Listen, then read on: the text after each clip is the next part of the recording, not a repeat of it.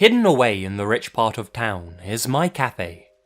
The luscious interior of the cafe, along with the relaxing jazz music that we play, make this a popular joint for students and housewives with too much free time on their hands. There's even a terrace, which is often filled with people reading books, chatting and drinking coffee, sometimes something a little stronger.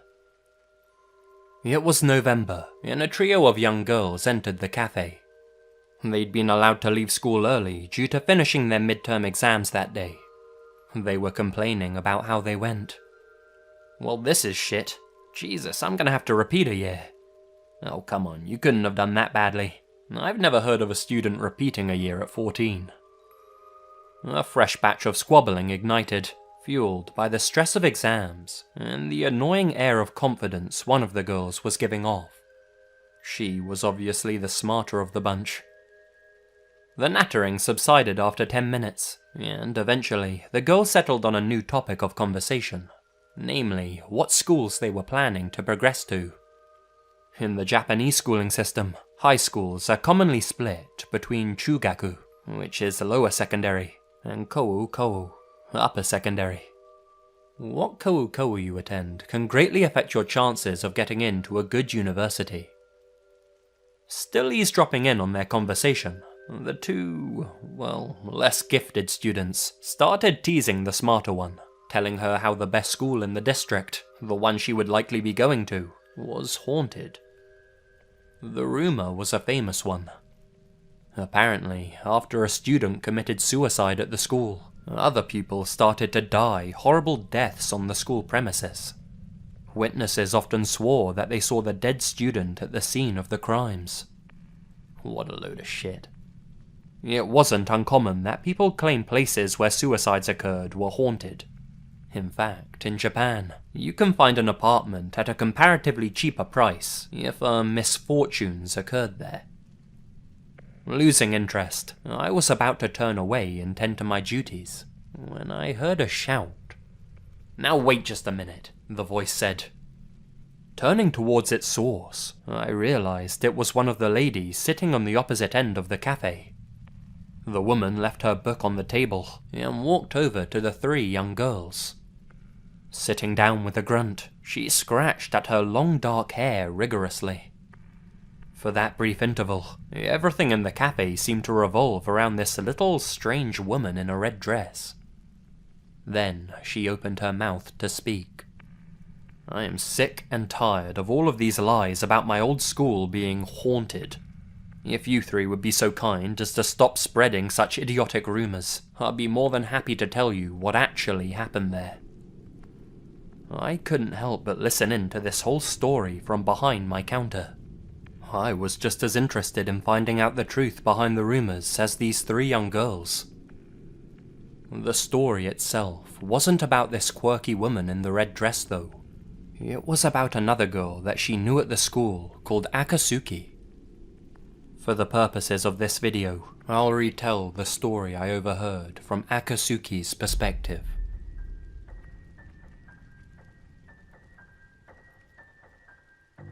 I have an older twin sister. I sometimes get asked things like, "Do you feel pain when your sister gets hurt? Do your parents get confused between the two of you?" Stuff like that. People seem to have this idea that twins are connected somehow on a deeper level, more so than regular siblings. But not us two. We didn't hate each other per se, but we didn't really care for one another either. We never argued, talked, or interfered with each other's affairs. We might as well have been thin air to each other. Now, my sister was much more able than me when it came to, pretty much anything. Athletics, academics. Okay, it wasn't like she was miles ahead of me, but she was always slightly better. Even when the difference was so small, from a young age, I was constantly deemed as the less able one, sometimes even the simpleton. During childhood, my arsehole parents would always say things like, "Your sister can already ride her bike, why can't you?" I probably learnt it about 20 minutes after her, but this small amount might as well have been the difference between heaven and earth. If I scored 95% on a math test, I never got a pat on my back from the teacher, or even just a reassuring, well done. No, I'd be sitting by myself with my paper, staring at my sister being championed by the class for getting 98%. But then again, I didn't really envy my sister, and she didn't brag about being better. Like I said, we were pretty much just there to each other. As implied by my past grades in school, we were both top of the league. There were times where our exam results were first and second in the whole school, so it was only natural that we ended up going to the same high school. That was the best high school in the district. Our relationship didn't change during high school. I actually enjoyed it there, but only for the first semester. Even in a school full of students who scored top grades, there were bullies and rebels. Problem was, these bullies were smart. Whenever they carried out their evil deeds, they'd make sure it wouldn't be found out by their peers or by faculty members. Even when they were found out, they generally got off the hook due to their excellent grades, because obviously, straight-A students can't be evil, can they? It started when I came back from the summer break. The bullying, that is. For some reason, they started paying attention to me at school. I don't know what I'd done, but there was nothing that I could do. During lunch or after school, they'd come to my classroom. Then they'd take me to some inconspicuous location and punch me, kick me, hit me. Like I said, they were clever. They made sure to avoid bruising my face or arms. There were 5 bullies in total. One of them was a girl with chestnut-colored hair who just watched as 3 others pummeled me senseless. She just pointed and laughed while giving the other girls orders. She was obviously the leader. There was also one other girl who came along to watch the show. My sister. It didn't make sense to me. My sister hated these types of girls just as much as I did. After ignoring each other for so long, why would she try and break me now? I'd only known the friends I'd made at the school for 3 months. As soon as they found out I was being attacked by the rogues of the school, they almost immediately stopped hanging out with me, fearful that they'd be targeted simply for associating with me. In the end, I found myself alone at school. The violence continued for months and months. They started getting more creative in the ways they'd hurt and humiliate me. The worst days were when their chestnut-haired leader was in a bad mood. Sometimes I was stripped naked and thrown into a pond. When I fell to my knees out of breath, she'd grab me by the hair and pull me up to my feet. "Not yet," Chestnut would say, and the violence would continue.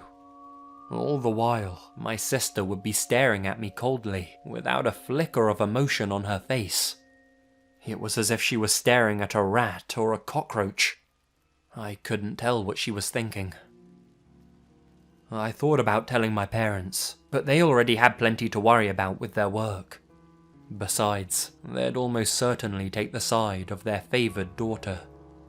My sister must have started bullying me in the first place because she knew I wouldn't talk. There was nothing I could do about the situation.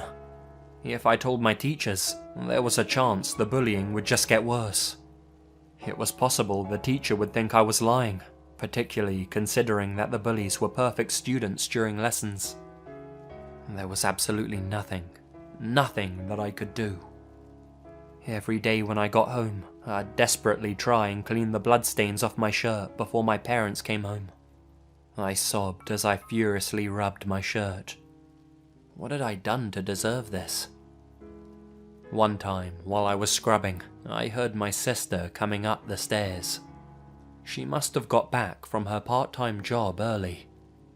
I pictured her face, cold as ice, staring at me as the bullies beat me over and over again. How could it be that she was enjoying her life at school so much when I was in this state? She was part of the tennis club, had a part-time job, and lots of friends. Why did my life have to be so terrible? We were twins. I ended up hating my sister more than the other bullies, simply because she was enjoying her life so much. The violence just kept on intensifying. One time I nearly died from drowning because I was just too tired and injured to resist as they dunked my head underwater. I was tired. I could only think of one way out. I began my preparations. I wrote a note with just 4 words. Mum, Dad, I'm sorry. Slowly, step by step, I walked up the stairs of the school. Nobody was allowed to be there after 9 PM, so there were no teachers or other students around. But since I knew the school well, it wasn't difficult to break inside. I finally got to the top of the stairs. There was a metal door leading to the rooftop. I swung it wide open. It was winter at this point, and a cold breeze hit me straight away and chilled me to the bone. There was a full moon, and I could clearly see the whole rooftop area. My sister was already there, just as I had asked her to be, waiting with her back to the door. I hadn't expected her to come. She was leaning on the rails of the roof, staring down at the school grounds below. I walked towards her. I wanted to talk to you in private. I figured school would be the best place. Surprisingly, my sister replied straight away. I guess. This was the closest thing we'd had to a conversation for as long as I could remember. I stepped closer to my sister as she continued to talk. So, what did you want to talk about? Without hesitation, I threw myself at her. She had her back to me, and I caught her completely off guard.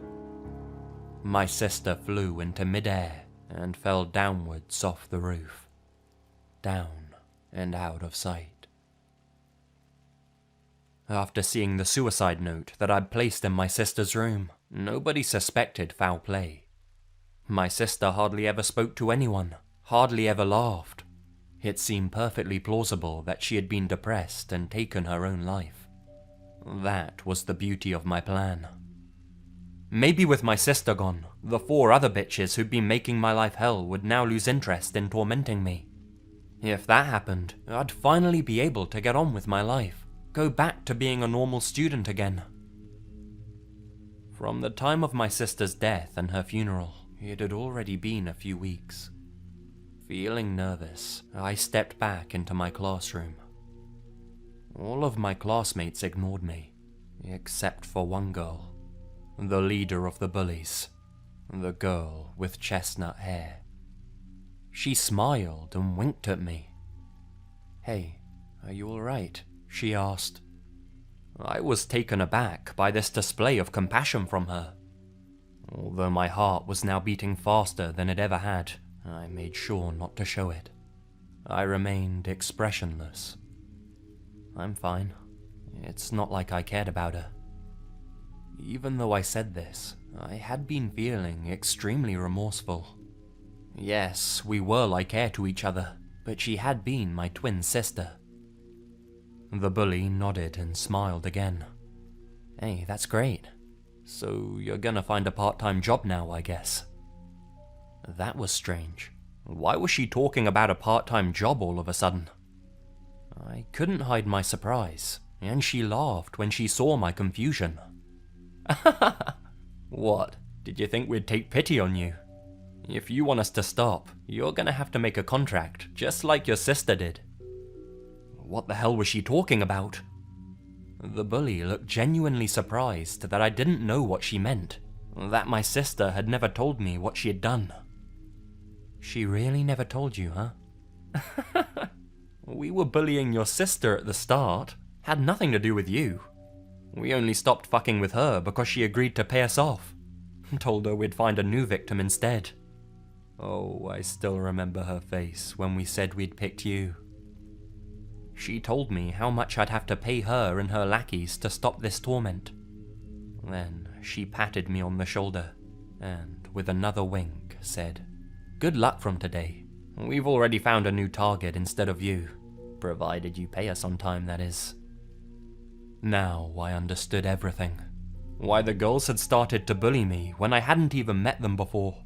Why my sister was always with them. Why my sister had been leaning against the rooftop rails with her back to me, as if she was asking me to push her. Maybe she had been in greater pain than me all along. In that moment, I blanked out. Next thing I remember, I'm being hauled into a police car by 2 armed cops. I was absolutely covered in blood. The human body is a very fragile thing. It's amazing the damage you can do to somebody with just one pen. And that was the story of Akatsuki, as told by the woman in the red dress. I couldn't help but interrupt the story as I brought her another cup of coffee.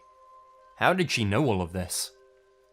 It turned out that the woman in red had been a friend of Akatsuki's, at least before she started getting bullied. To avoid unnecessary trouble, she had stopped hanging out with her, but after she found out what had happened, she felt extremely guilty. Akatsuki had been placed in a psych ward after being deemed mentally unstable. The woman in red paid her a visit and heard the whole story from Akatsuki's own mouth. The woman sipped at her coffee. Ever since that incident, all reports of bullying were taken extremely seriously, and anyone found to be a bully was punished severely. But anyway, my whole point is this. It's stupid to say that the school's haunted. With a pale face, one of the young girls pointed out that what had happened there was as good a reason as any for the school to become haunted. I had to agree. This was one of the most gruesome tales I'd ever heard in my life. But to that, the woman simply snapped. If you ask me, what Akatsuki did was perfectly natural, given what happened at least. I mean, wouldn't you have done the same in her shoes?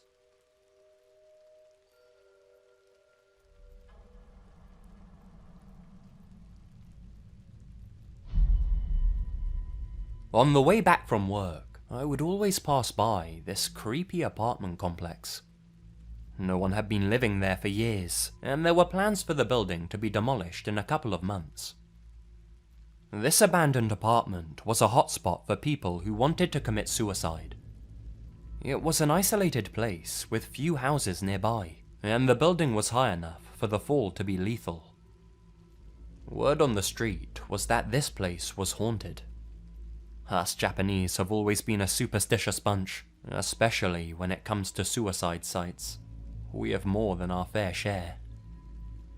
Since there were almost no houses nearby, there were no shops or streetlights either. It was a terrifying place to cycle past. It was a mid-December night, and the snow was falling thick and fast. Absolutely freezing, I pedaled my bike as fast as possible from the station to my house in the pitch blackness. I had nothing but my bike light to guide my path. As I neared the abandoned apartment, I stopped pedaling. There was a single light shining from the top of the building. I gulped. Was it a ghost? The soul of someone who had committed suicide? I didn't want to go near the building, but this was the only path that I could take to get back to my house. If I wanted to take a different route, it would require me to head all the way back to the station. The whole journey would take me an extra hour. It was freezing cold, and as another gust of snowy air hit me in the face, I made my mind up and pedaled slowly towards the apartment. As I came closer to the building, I realized that the light was not that of a ghost or soul, but was obviously a torch or a lamp. I suppose it could have also been the light off of someone's phone. Sighing in relief, I was about to cycle past when I heard a bone-chilling scream. It was a woman. The screaming continued until there was a resounding thud, as if something had slammed onto the pavement. A fresh gust of cold air erupted all around me. A woman had just thrown herself off the building. At first, I was frozen in fear, but it didn't take me long to spring into action. I rushed over to the foot of the building and found the girl who had jumped, gasping for breath and shaking in agony. Her limbs were shattered and contorted, and claret seeped from her mouth as she looked up at me, pure terror in her eyes.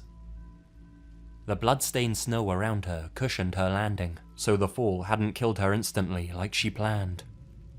Instantly, I pulled out my phone and called for help.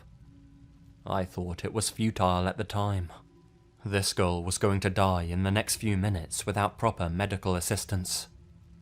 All the same, I'd told her that everything was going to be okay, and to just hold on a little longer. At least she wouldn't die alone. It wasn't long until the whole area was full of red, blue and white light. The girl was in a critical state, but unlike all of those that had jumped before her, she actually managed to survive.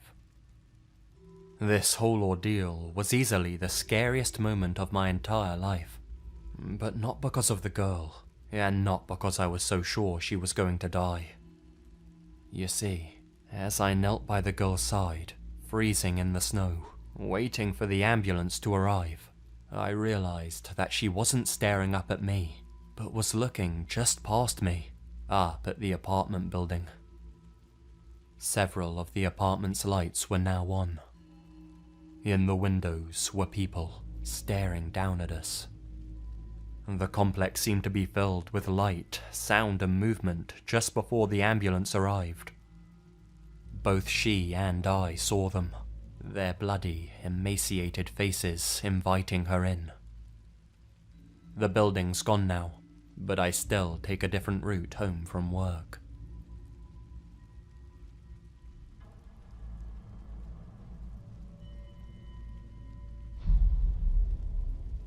This is a story from when I was in 4th year in primary school. It was nearing Christmas time and the winter holidays. I was a transfer student and had only just moved to the school a couple of months prior. Due to my father's job, my family and I were forced to move from Tokyo to a remote school near Sendai. It took a while to get used to, particularly because the accents the other kids had was so different from my city Japanese. There were times I couldn't understand a word they were saying. At the start, I ended up annoying a few people, including a teacher. I felt like I was a foreigner in my own country. 3 months passed, and I was finally getting used to the culture and accents here up north. I'd also made a small group of friends in my class. First, there was the jolly and outgoing Kane. He was the first one to talk to me. We ended up becoming very close. Then there was the dude in the leader position of the class, Jin. He also happened to be the class representative. He helped me out a lot, introducing me to the area and to the kids from the other classes in our year. Then there were Masahiro, Saburo, Tori, and Ayami, all of whom I'd met in class through various activities. Masahiro was best friends with Jin, and was really good at sport, which obviously made him popular with the girls. It's kind of interesting, but up to a certain age, all girls seem to look for in a guy is how athletic he is, regardless of looks or intelligence. But hey, that's just my observation. Masahiro used to always be with Tori, so I guess maybe they were dating at the time. Tori was a shy girl with pigtails. She was really nice. Her parents owned a restaurant, which I was told my friends visit every now and again. Honestly, I didn't know much about Saburo. He was quite the mysterious character. He'd generally not say a word in class, and would only look happy when he heard the bell for lunch. So that leaves just one of my friends who I haven't talked about yet. Ayame. Sweet, sweet Ayame. I fell in love the moment I set eyes on her. When I first met the class, she offered to let me sit at the empty desk next to hers. I was anxious, so all I could do was say thanks timidly. But she just smiled, took my hand and said, "Don't be nervous. My name's Ayame. It's nice to meet you. I hope we can be great friends." That had been enough for me to fall for her. So like I said, it was nearing the end of term.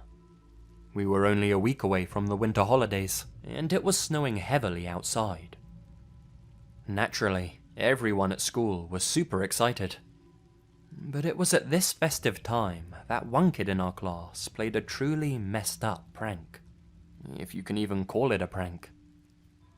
They had decided to empty the entire contents of the fishbowl in the back of our classroom, remove the goldfish from inside, and experimented with freezing them in the snow outside. Mr. Ito, one of our teachers, had found the poor things, frozen and dead, just outside the school entrance in the morning. "Who's responsible for this?" he asked angrily. Now, Mr. Ito was generally a nice guy, but he had gone through a lot of effort to take care of those fish. You could tell from the expression on his face that he was in no mood to play games. The whole class erupted in chatter. Accusations and conspiracy theories started flying around. Did you do it? No, of course not. Did you see who did it? Who could have done such a thing? It was obvious that the culprit was from our class. The school was having a winter sports day in the hall before the holidays started. Jin had needed to get special permission from the school for the class to practice in the sports hall so we could beat the other classes. Therefore, we were the only students in the school that evening. The teacher had checked the class before he left, and the fish had been fine then. Next morning, they were frozen stiff. "I'm gonna ask you one more time," snapped Mr. Ito. "Do any of you kids know who the culprit is?" Silence. Everybody just stared down at their tables and waited for someone to fess up, but no one did. If anyone was found to be guilty of this, it would put a permanent black mark against their name and ruin their chances of getting into one of the better secondary schools. That in turn would ruin their chances of getting into a good university, and as a result, a good job. The Japanese system's kind of screwed like that, but it's just how things work. The atmosphere was as glum as that of a funeral. Even though I knew the culprit wasn't me, I still felt nervous. The silence of the class seemed to annoy the teacher even more. "Okay, that's fine. I want you all to close your eyes. If any of you know who the culprit is, or if the culprit wants to admit to their crimes anonymously, raise your hand or point to who did it. No one's leaving this classroom until I find out who's responsible." This was terrible. The teacher wasn't in his right mind. He shouted again to the class to close their eyes. We all took one last quick glance around the classroom to check where everyone was sitting, and then complete darkness. As I lost my vision, my hearing seemed to become more sensitive. The sound of the ticking clock, the sound of breathing, the rustling of paper as someone moved, a cough. Had someone admitted to their crime? Had someone snitched? I couldn't take the pressure, and I opened my eyes thinly to look at the class around me. There was Silly and Jolly Kane, the class leader, Jin, Masahiro, Saburo, Tori, and Ayame. Sweet, sweet Ayame. All of them had their eyes closed, and all of them were pointing at me, along with quite a few other class members I didn't even know. Completely silent, like statues. In unison, they were all sticking out their fingers in my direction. I gulped. My teacher's footsteps resounded on the wooden floor as he slowly walked towards me.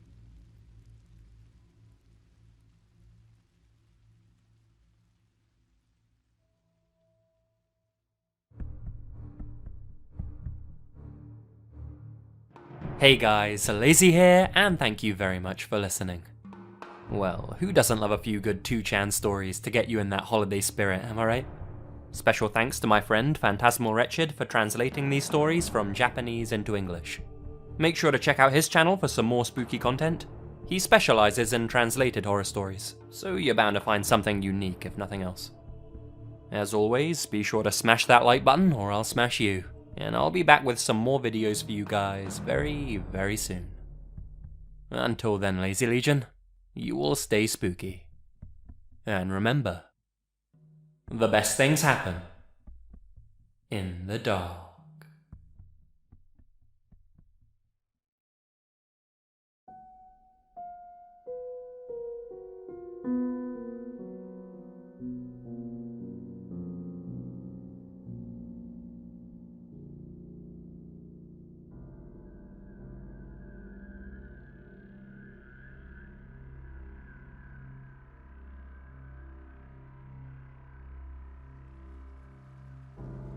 When I was about 12, my great-uncle John came from Ukraine to visit us in Canada.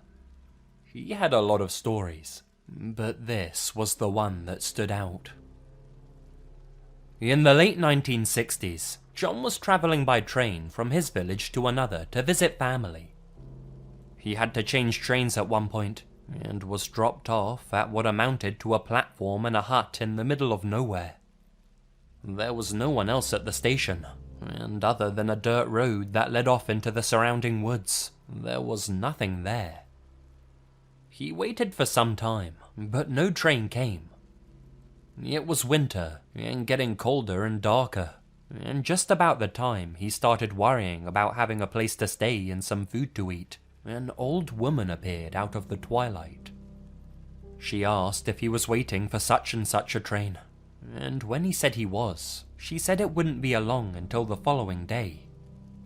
She asked if he needed a bed for the night, and offered him a meal and a room at her place, which she said was about an hour's walk from the station. Lodging with locals was more or less the standard when travelling in this part of the USSR, and Great-Uncle John wasn't looking forward to a hungry night on a cold platform, so he was glad to accept her offer.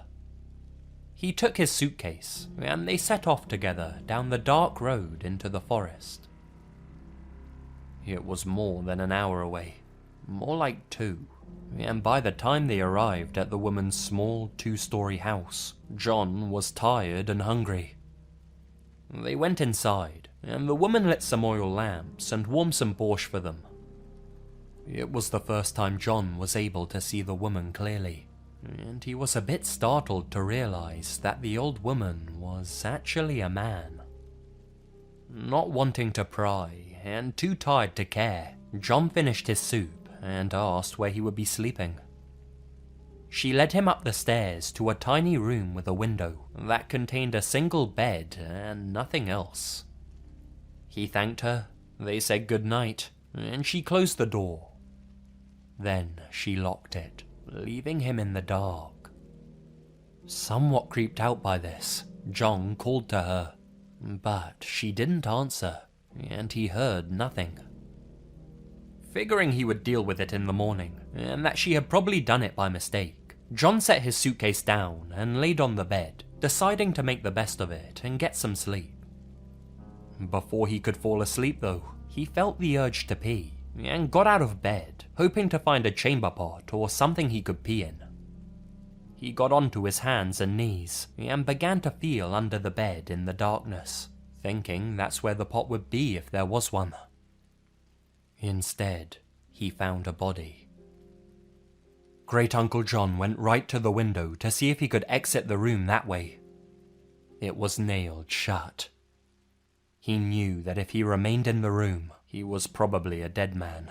But if he broke the window and tried to get out that way, there was a good chance that the old woman, and who knows who else was there, would hear him and come into the room before he could get away.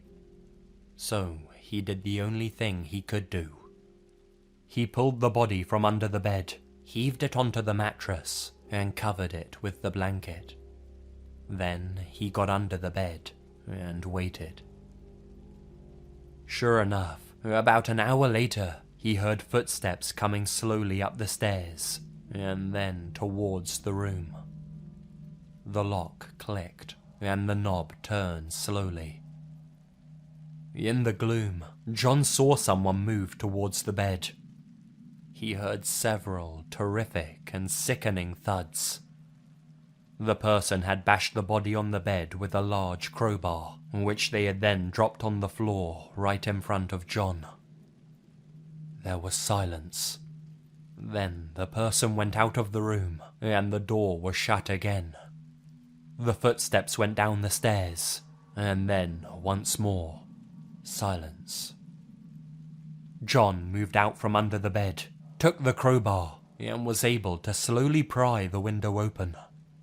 He didn't say, but I imagine he was shitting bricks the entire time.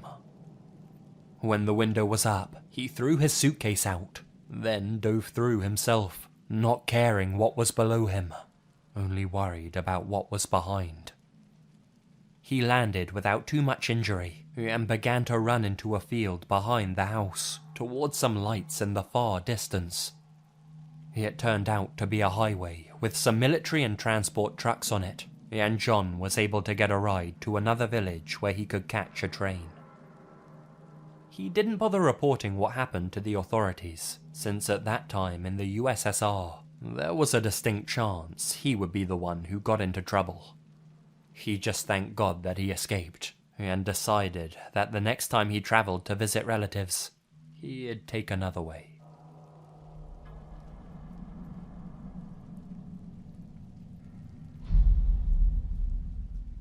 I often read Reddit when I'm bored at work. I love reading all these let's not meet stories, and figure it's time to post my own. So, my mum left the picture when I was 3. She literally picked me up one day and just walked out, so for a long time it was just my dad and I. I'm a male, and at the time my dad met Tammy I was 13, and at the time I was small for my age. I still had my baby fat. I was, and still am, a nerd. So was my dad, and we shared a love of Star Wars, comic books, and science fiction. My dad decided he needed to meet someone. He was lonely, and I thought it would be nice to have a mother figure. This was before online dating, and there were still personals in the paper. My dad filled out an ad, and it wasn't long before he met Tammy. I remember him telling me about her, and how happy he looked. They dated for a month before my dad figured it was getting serious, and he wanted to introduce me to her, so my dad decided to take us out for dinner and a movie. I remember my grandma helping me get dressed, and I was super nervous to meet her. Tammy seemed nice at first, but even at that age, I could sense something was off. We went to Sizzler's for dinner, and my dad told me to order whatever I liked. He then excused himself to the bathroom. I smiled at Tammy, and went to say something, and she cuts me off, telling me my dad's been letting me eat whatever I wanted and that I'm a fat little piggy. She demonstrated this by actually making pig noises. I was crushed. I mean, honestly, I wasn't very heavy. Maybe a little chubby, but not obese like some children are today. My dad didn't actually let me eat whatever I wanted. But anyways, back to the story. She ignored me until my dad came back, and then played nice. I, for my dad's sake, faked being nice to her. I wanted to tell my dad what she had said to me, but I didn't want to disappoint him or upset him. My dad was, and still is, my best friend. I hoped and prayed he would realize what a bitch she was, and come to his senses, but sadly he didn't. They dated steadily, and when I was 15, Tammy moved in. I finally lost my baby fat, and grew a good foot or 2. My dad is 6'3", so it wasn't surprising I shot up to almost 6 feet by age 15. Puberty kicked in too, and my voice was doing that weird cracking thing. I made it a point to avoid Tammy. I went to school, came home, and stayed in my room doing homework, waiting for my dad to get home. However, she started in on me most days as soon as I walked in. She'd always find something. I was a loser, I was stupid, just cruel, mean things. The few times I told my dad, he insisted we all needed to adjust, so I just decided I could put up with her for 3 more years for my dad's sake, and then I was out of there. The next 3 years sucked. Her insults got meaner. She'd also do things like put glass, pieces of paper, and sand in my food. I started refusing to eat whatever she cooked. I was terrified she'd poison me. It was around this time that my dad and her got married. Graduation came, and I was so relieved I was set to enlist in the army. I planned on being in basic by July, but of course, she had to try and ruin that too. My recruiter got a call from someone saying I smoked pot and did drugs. Thankfully, I passed my drug test, but I know it was her. One night, before I left for boot camp, my dad had a huge party for me. She had tried to cancel it earlier by claiming she was sick, but by that point, my dad had already invited most of my friends and family and wasn't going to cancel. She pouted the entire time. I started to see that my dad was starting to see past her facade. Let's skip a few more years, and I get leave. I've been deployed twice now, and I hadn't seen my dad in 22 months, so I was dying to see him. He had told me in previous conversations that their marriage was pretty much over. She wasn't only controlling and verbally abusive, but a few weeks prior, she had knocked him out with a cast iron skillet. He had given her an ultimatum of a month to get out, or he was going to throw her crap out. The night I got in, it was late. My dad picked me up and we came home. Supposedly, she was gone. She had started moving her crap into her sister's house and was pretty much staying there most nights. Dad and I eat, and we go to bed. Around 1 in the morning, I feel my bed move. I'm exhausted, and figure it's my dad's dog, Caesar, a German Shepherd. That's when I feel hands go around my neck, and my soldier instincts kick in. I flip the intruder over and subdue them. My dad runs in and flips on the light. He's got his gun out. Surprise, surprise, it's my step monster. Dad calls the police, files a restraining order, serves her with divorce papers. A lot more shit happens, such as her destroying my dad's new Mercedes, but I won't bore you with the details. What matters is that they divorced, and I never have to see that bitch again.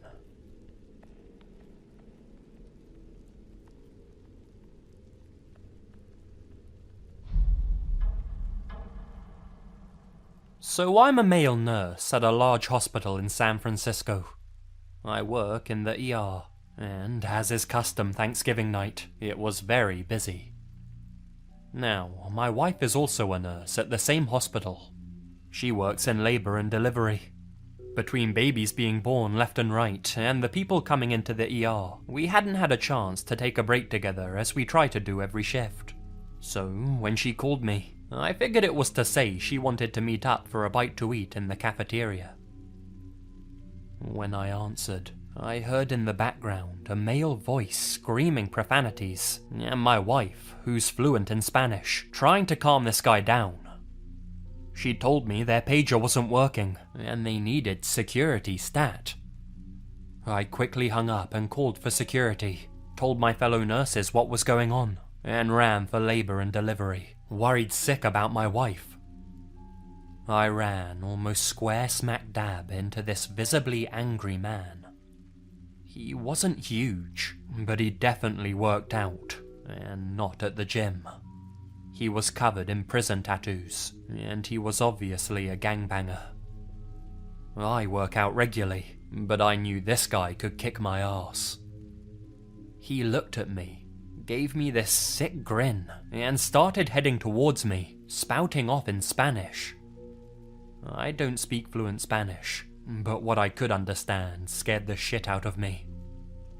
I back up as fast as I can.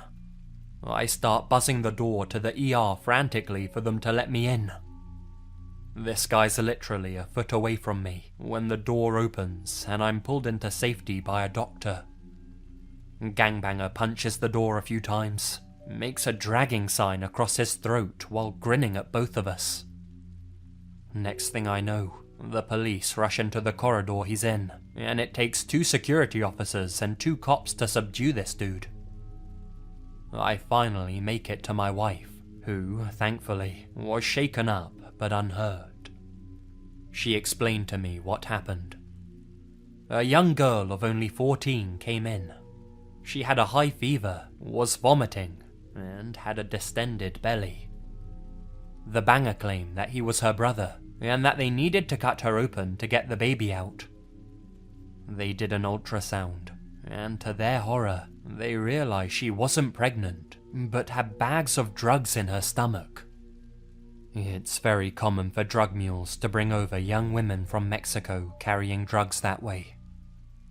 Homeboy freaked out when they informed him his sister needed emergency surgery, and no, he wasn't getting his drugs. Thankfully, the girl survived, but the sad thing is, she'll most likely be deported when she recovers. A real scumbag, that gangster.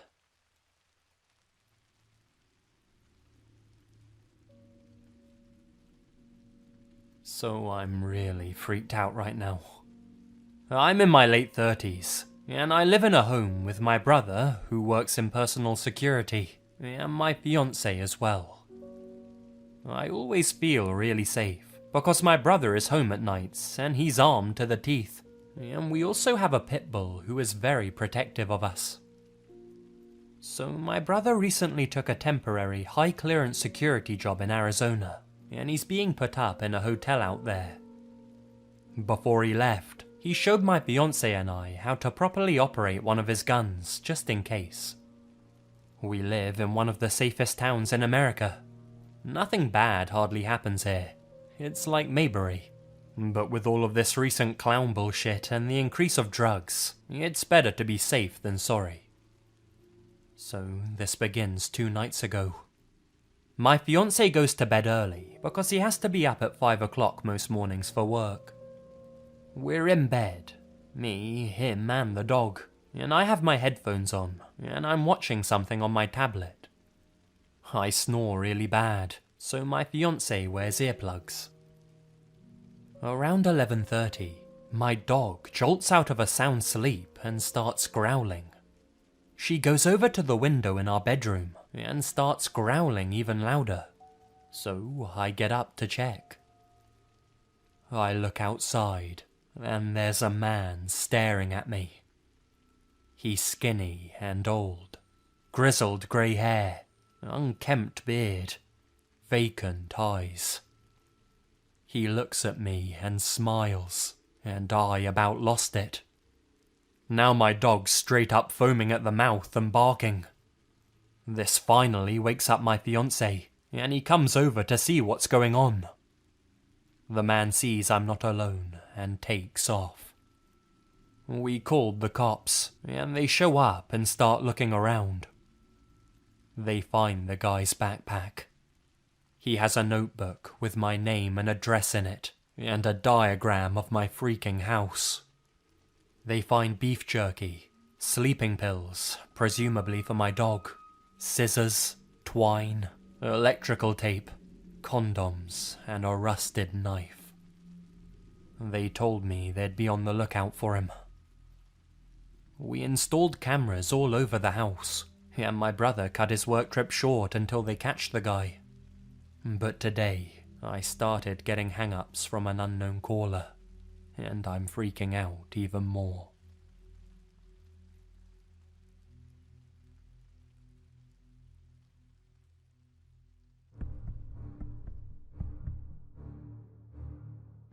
Hey guys, Lazy here, and thank you very much for listening. I thought this was a really nice collection of stories actually. That one about the Ukrainian uncle's now one of my all-time favourites, I think. I read hundreds of stories, and let me tell you, not many rival that one. But hey, let me know what you guys thought about it, and all of the other ones down below. And while you're down there, why not do some naughty things with that like button? Oh yeah. I actually have some unique and interesting video ideas lined up for the next couple of uploads, so keep your eyes peeled for those. And as always, Lazy Legion, you stay spooky. And remember, the best things happen in the dark.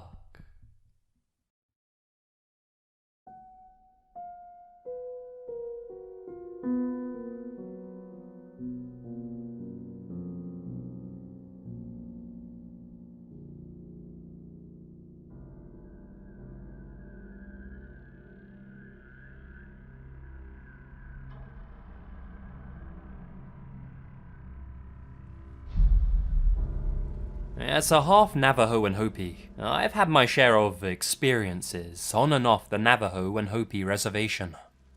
I hope that I won't get any ridicule from other Native Americans for posting these stories. One experience that I'd like to share happened when I was 14 years old. I'm now 29, so you can do the math. This is an experience that I've only shared with a small number of people, and that I'm now writing down for the very first time. My brother, who's now a hardened soldier, is still scared about what happened to us this particular evening. Anyway, on with the story. As a teenager, I'd visit my grandma at her home on the Navajo Res for several weeks every summer. I loved to spend time with her, eat her delicious fried bread, and hear all of her stories. Every so often, my grandma would hire a worker to do odd jobs around her house and property. It was usually the harmless town drunk that she'd hire. One evening, right before the sun went down, I was asked by my grandma to take him home, which was about 4 miles out of the valley. Seeing that I was only 14 years old and being asked to drive a truck, I was more than happy to. Mind you, that on the res, nobody really cares that you're only 14 years old and driving around. Hell, there's hardly anybody out there to see you anyway. My 9-year-old brother jumped in the truck cab with me, while this worker and my dog shared the tailgate of the truck. After I dropped the worker off at the shack that he and his brother called a house, we headed back down the road to Grandma's. As I mentioned before, it was evening, and the sky was a deep red as the sun began to set behind us. We were leaving a nice dust trail from the dirt road, and the radio was playing music from the only station that could be picked up from the nearest town of Holbrook, Arizona. There was nothing unusual, nothing weird. It was at this time that my eye caught movement of something in the bushes a little up the road to the right of us. I remember slowing down, thinking that it was one of the many free-roaming sheep in the area that would dart out in front of the truck. As I passed where I thought I saw it, I sped up, thinking nothing else of it. Then, out of nowhere, I just felt this dark feeling of fear and dread. I had no idea why I was feeling this way, but I definitely felt that something was wrong. As I play this memory back in my mind, there are only a few clear memories that I have of that evening. I clearly remember looking in my rearview mirror and seeing the dark silhouette of something very tall and very skinny that seemed to be covered with some kind of hair or fur running behind the truck after us. Whatever it wasn't a normal human or even human at all. I remember hearing my brother crying and my dog barking ferociously at whatever was chasing us. I remember speeding very fast and shaking violently as the truck bounced on the washboard dirt road.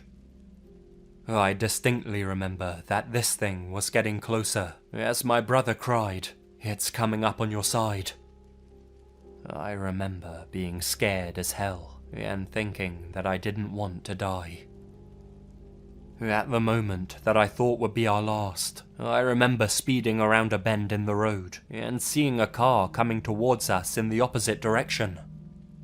At that moment, I felt instant relief and thought that whatever was following us was gone. Shaken up but still alive, we made it to my grandma's house, wondering what the hell had just happened. We ran inside, not looking back, hoping that whatever was chasing us hadn't followed us home. As we told my grandma about our experience, she didn't seem too surprised, which in turn surprised us. She continued by repeating stories that we had already heard at one point or another, talking about black magic, witches, and something that the Navajos call Nadlushi, skinwalkers. Without going too deep into explanation, I'll just say that these skinwalkers are evil men and spirits that use black magic for evil doing. One can only become a skinwalker by killing a close friend or a relative, and us Navajo don't like to talk about them because it's believed that once you acknowledge them, they'll find you. I tell you that as far-fetched as it sounds, they are real. I believe that if God and his greatness are real, the devil is equally as real, and also has his way of showing himself. Needless to say, I didn't even want to look out of any of the windows for the rest of that night. As a matter of fact, I never drove on the reservation at night again until I was 21 years old. This may not sound particularly scary to some, but what happened that evening really did happen, and scared the living crap out of me. I invite anybody to visit this part of Arizona if you have any doubts, or want a huge scare. I promise you that you won't be disappointed.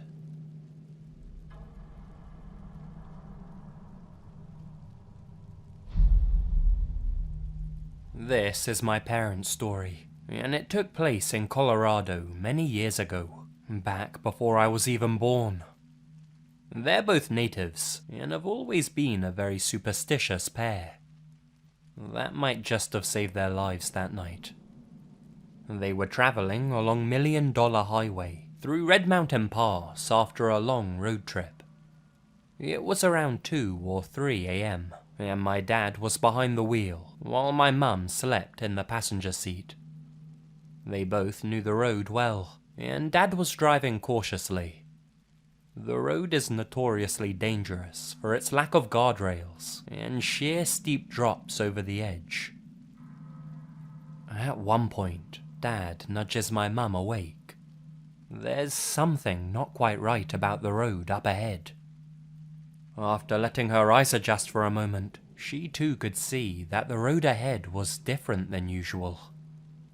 After having driven that road so many times, they both knew that the sharp left curve they were fast approaching was going the opposite way it should have been. This part of the road was meant to curve right around the mountain. Always had, always would. Even the sign they just passed said so.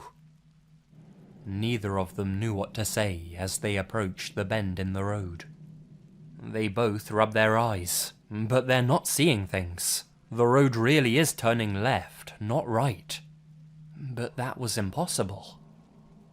The silence was killing them, and as they reached the point of no return, Mum screamed to turn right instead.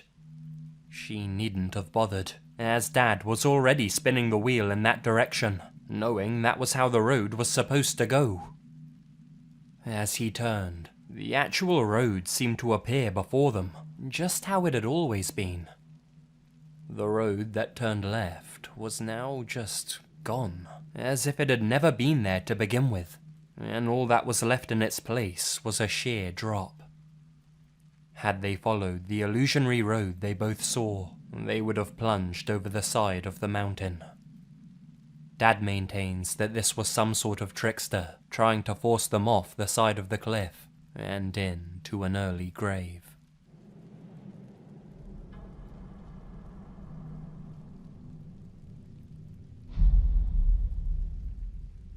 Fort Washakie, around 1990, and a few young kids had committed suicide here. No one knew why until one kid decided not to go through with the act and told us about this strange figure. What he said was this clown had apparently been talking to him and told him that on the other side of death, it's beautiful. This clown had been the one talking to the kids in the area, telling them to kill themselves. The parents asked him about the figure. "Is he like a circus clown?" they asked. The kid said no. He's just a man with long hair and dark glasses. Another kid said he'd seen the clown turn into a deer. Word spread, and all of the parents were telling their kids not to talk to strangers in the area. No one really knew exactly what this supposed clown man was, until one evening at the tribal housing called Charlietown, an old man heard some kids yelling something about a clown. The old man asked the kids what they were talking about. The kids said that the clown man was out in the field trying to talk some other youngsters into killing themselves. The old guy said he grabbed his eagle feather and walked out to the spot. And there he was, the alleged clown man.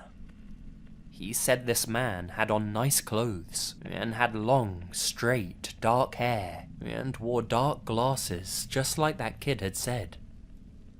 When this clown man saw the old fella, he turned and ran down into a ditch, but all the old man saw jump back out was a deer that kept running away.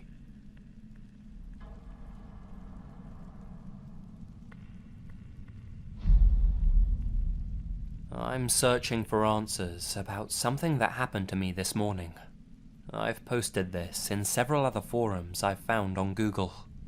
I just need some answers. I lost my sister this February to suicide. I'm still not convinced that she killed herself though. She left no explanation for anybody, and didn't tell me anything before it. Being a year apart in age, we were both extremely close. Now to the event this morning that has me extremely rattled and upset. I was asleep in bed with my girlfriend when I was awoken by my phone ringing. It woke her up too, which is how I know it wasn't just me dreaming. It was 3:37 AM. I know this because when it rang, I looked at the screen to see what number was calling me, and I saw the time. It was a private, unknown number. Usually I won't answer these private calls, but being half asleep and guessing it was probably a drunk friend ringing to be picked up, I answered. I said hello, and all I could hear was this muffled, kind of static sound. No one replied, so again I said hello.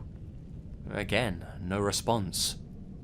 I thought it was probably just a prank call or some shit, and was about to hang up, when I heard my name getting called.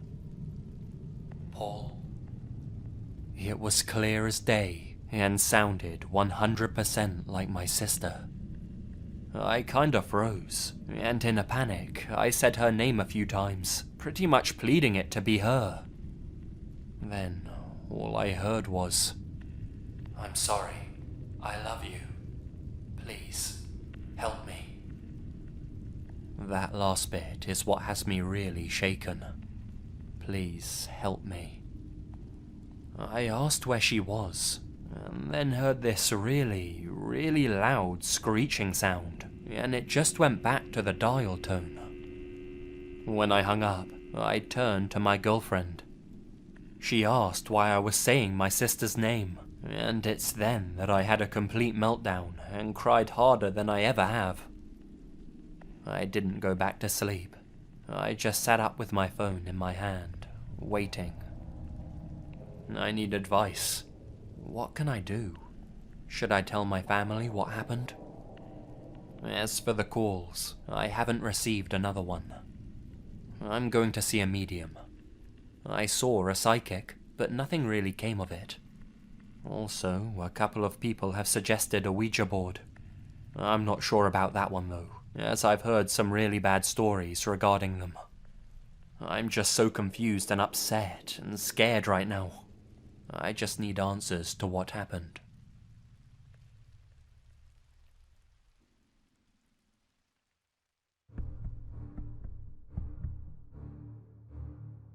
Hey guys, Lazy here, and thank you very much for listening. I made a video similar to this ages ago on my second channel, way back when. I think over a year and a half ago now, or something like that, I don't know. But I'll put a link down to it in the description for anyone who's interested, so make sure to check it out if you enjoyed these stories. Coming up next will be something a little less paranormal, but equally as spooky, so keep an eye out for the upcoming upload. But until then, Lazy Legion, you all stay spooky. And remember, the best things happen in the dark.